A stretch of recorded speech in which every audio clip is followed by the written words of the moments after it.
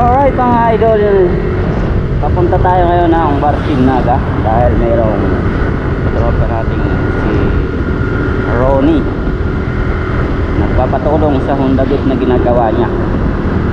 So ngayon binalik na natin sa stock ang ating motor. Siyempre pag binabalik natin sa stock yung 5 ay i-reset natin ulit. So tapos na natin yan i-reset. Mas maganda talaga ang stock part.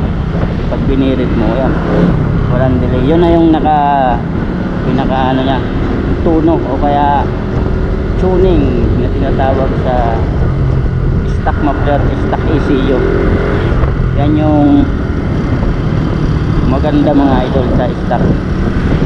Stock is good, ayos tumakbo, saka nagdudulog. Parang bilis umaliga kapag ang gamit nating pipe itong stock.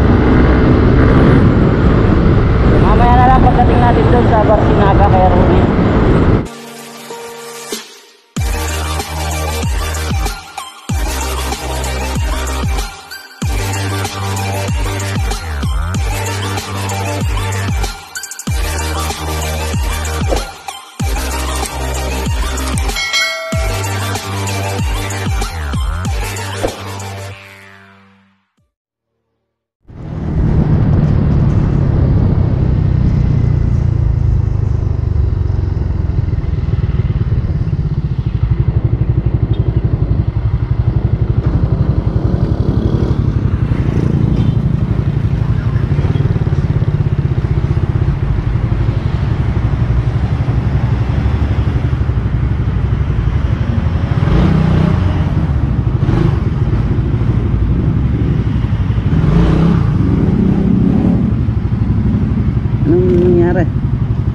Ayaw talaga kahit sa fuel pump.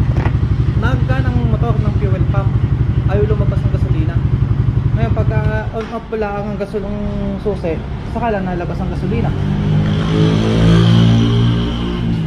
Pero pag nire-record mo, Hindi nalabas. diba dapat pag nire-record mo, ganyan pa na yung puslit ng gasolina.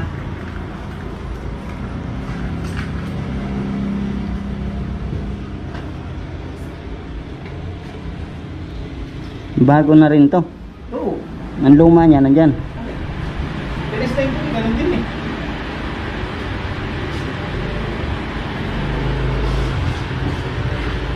Wala namang problema. Wala naman eh.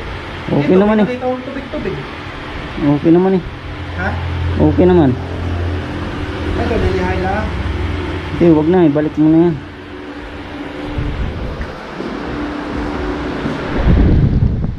Wala namang ano eh. Wala namang problema. May ano ka dyan? Steel brass. Wala. Steel brass sana.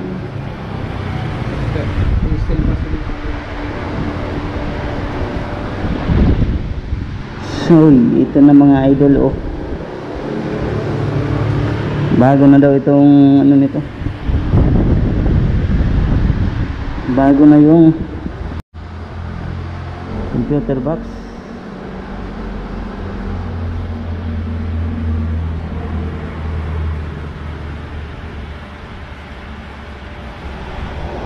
Yeah.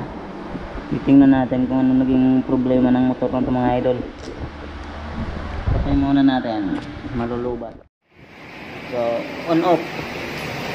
Nagana. Argondo. Start. Oh, nagana naman ah. Ayun, ayun. Kumana na. Eh, kanina, walay. Dati magkano ang libo dito pag magpapagawa? Nang ano po? Oh, nakasalpak ko sa injector. Oh, meron naman eh. Kumana na ngayon. Ninuloko mo yata ako eh. Pinapunta mo lang ko eh. Abay, kanina'y talaga wala pa kaya.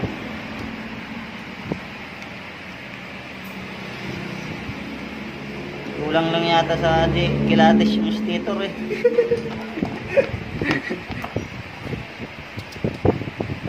Dahil ito kanina, nung in-sprayan ko, may tubig. Ito, grounded yan.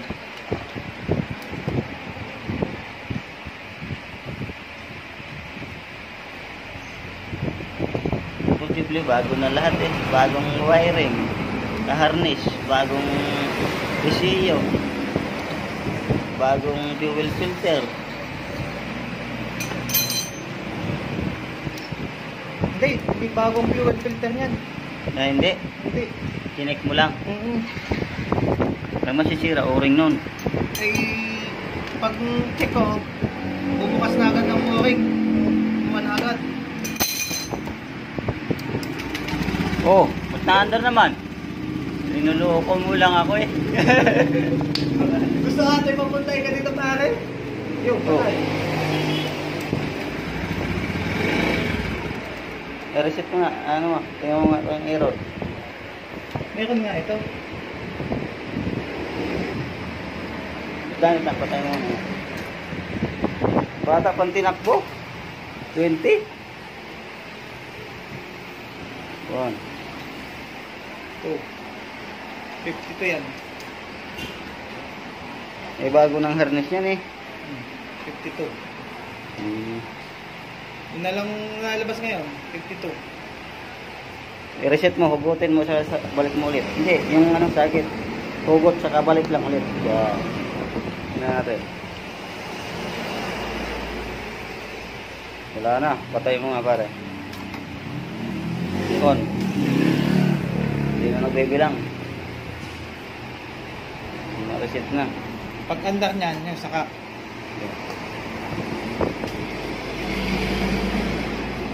Start.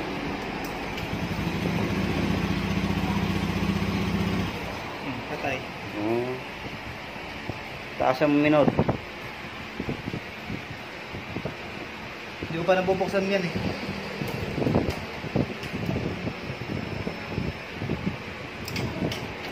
Okay, wala na ulit.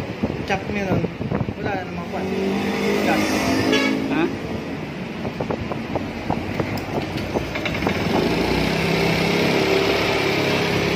Kaya naising mo nga pare. Ha? Salpak mo ulit yun. Kaya naising mo. Full throttle. On. Hintayin lang natin yung magbagal. Ikaw. Patay. Hanggang mo yan pare. Start mo ulit. Huwag mo nga silinyaduran. Ah.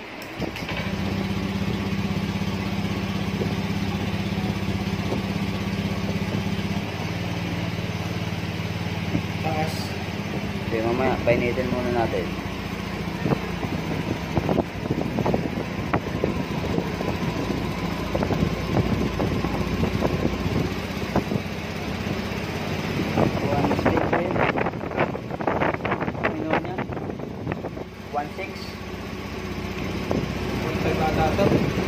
Dalawa. Ang testing.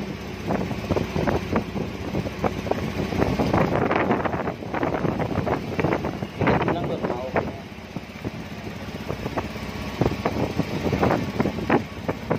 Baba. 1,000. Okay, balik na rin ako na.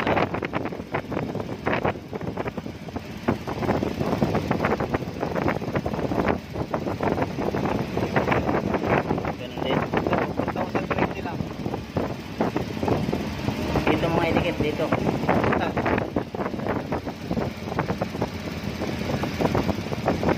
Ganun.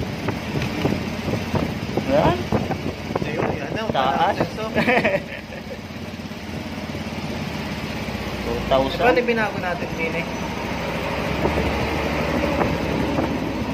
1617. 16 mo lang. Okay na yan, 1.5. Kaya, pwede na yan.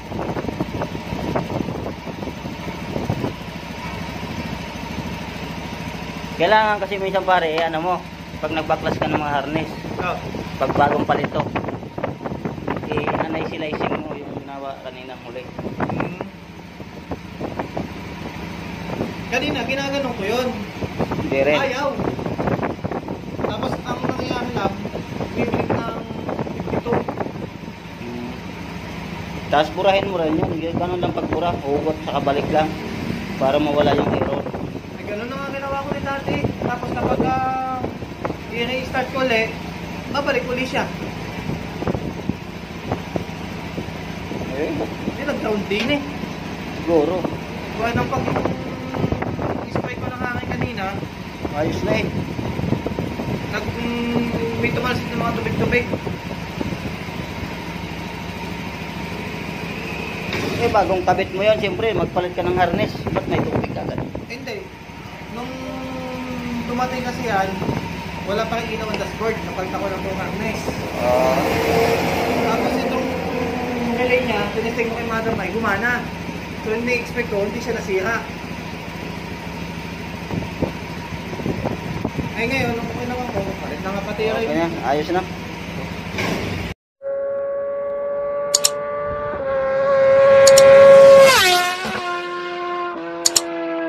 Thank you for watching my video.